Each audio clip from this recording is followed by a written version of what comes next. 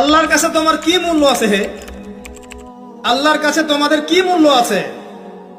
তোমরা কি 5 ওয়াক্ত নামাজ পড়ো? তোমরা কি পর্দা করো? তোমাদের মধ্যে হায়াবোধ কিছু আছে? তোমরা মানুষকে ভালো কিছু শেখাও, সমাজকে ভালো কিছু দাও, শালীন কিছু দাও। আল্লাহর কাছে তোমাদের কি মূল্য আছে? নবী সাল্লাল্লাহু আলাইহি ওয়াসাল্লাম তো জাহান্নাম দেখে সেই কথাটাই বলেছেন, আমি জাহান্নাম দেখে আসলাম, সেখানে বেশিরভাগ অধিবাসী হচ্ছে মেয়ে, নারী। কি কারণ? তারা এমন কাপড় চোপড় পরে বাইরে ঘুরতো, যে কাপড় পরেও তারা নগ্ন থাকতো। আমি কি ব্যাখ্যা করতে হবে? আপনি দেখতে পারেন না? এবং তারা স্বামীর সাথে কুফরি করত।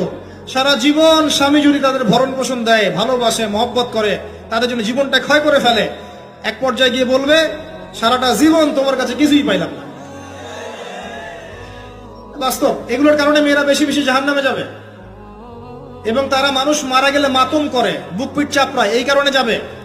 এবং তর্ক লাগলে অভিশাপ দেয় বেশি, এই কারণে যাবে। আল্লাহ পাক আমাদের মা বোনদেরকে হেফাজত করুন। তবে একটা হাদিস আছে সুসংবাদের।